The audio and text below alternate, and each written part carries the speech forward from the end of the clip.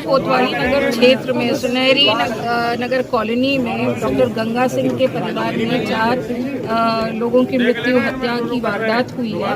और अभी जैसे ही वारदात की सूचना के दोपहर 3 बजे हम लोग को प्राप्त हुई, उसी समय यहाँ पे पुलिस तुरंत पहुँच गई। एसएसपी, डीआईजी और मेरे द्वारा तीनों ही लोगों द्वारा रवाना हो गए यहाँ मौके पर। और जो प्रथम दृष्टिया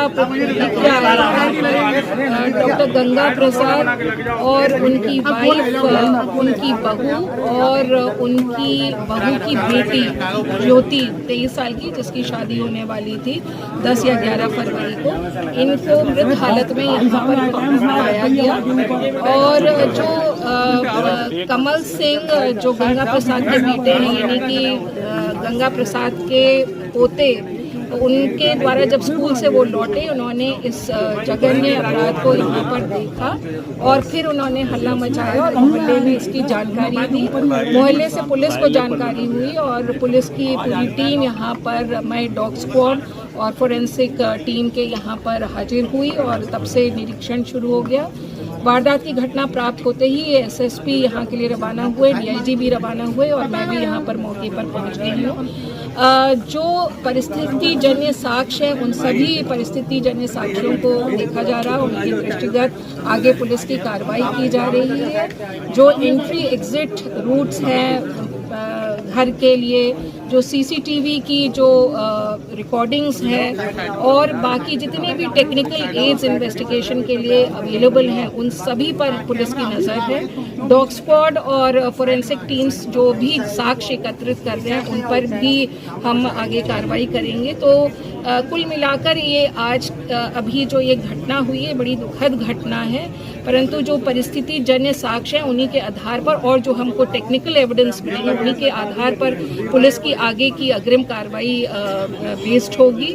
और चूँकि अभी प्रथम रूप से जो भी एविडेंस कलेक्शन का काम करना था, वो एविडेंस कलेक्शन का काम कर लिया गया है और आगे जो सस्पेक्ट्स होंगे उनसे पूछताछ होगी और उन पर कार्रवाई होगी। उसके लिए पुलिस की टीम गठित कर दी गई है और डीआईजी के निर्देशन पर ये सारी टीमें जो हैं कार्रवाई करेंगी।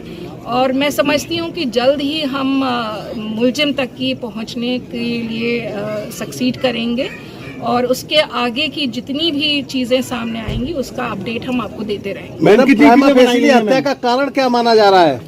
जी देखिए, अभी कोई चीज़ स्पष्ट नहीं हो पाई है। तो इसमें जैसा कि प्रथम रूप से बताया गया परिवार के लोगों द्वारा, किसी से इनकी रंजिश नहीं थी और ना ही ऐसा कोई मनमुटाव किसी के साथ चल रहा था, ना ही किसी प्रकार की धमकी इनको दी गई थी। तो आखिर इसका कारण क्या है, इसके लिए हमको बहुत गहनता से चीज़ें परीक्षित करनी पड़ेंगी और वो परीक्षण के बाद ही हम इस निर्णय पर पहुंच सकेंगे कि मोटिव क्या है। परंतु हमको कई सारे ऐसे साक्ष्य मिल रहे हैं जो एक दिशा में हमको ले जाने का प्रयास कर रहे हैं और इसमें जितने भी अपडेट्स आएंगे, मैं डीआईजी से यहाँ पे बोल दिया है कि आपको आगे पूरा अपडेट करते रहेंगे। क्या कुछ लोगों को हिरासत में लिया गया अभी तक पूछताछ के लिए? देखिए, इसमें अभी तो नहीं लिया गया क्योंकि सबसे फर्स्ट जो रिक्वायरमेंट होती है एविडेंस कलेक्शन की, तो वो हम कर रहे थे और वो हमने कर लिया है। और अब जो जितना भी हमको टेक्निकल रूप से इन्वेस्टिगेट करना है और उसके अलावा सर्कमस्टेंसेस के हिसाब से जितना भी इन्वेस्टिगेशन आगे ले जाना, वो कार्रवाई होगी। मैम, सीसीटीवी फुटेज में क्या लग रहा है? जी, सीसीटीवी फुटेज को प्राप्त कर लिया गया है, उसको स्टडी किया जा रहा है, उसका एनालिसिस किया जा रहा है, कौन कौन आ रहे हैं, कौन कौन जा रहे हैं, उसमें उन चीज़ों को देख लिया गया है और आगे की कार्रवाई उसी दिशा में चलेगी जैसा कि हमारे साक्ष्य हमारे सामने आ रहे हैं। मैम, कितनी टीमें लगाई हैं?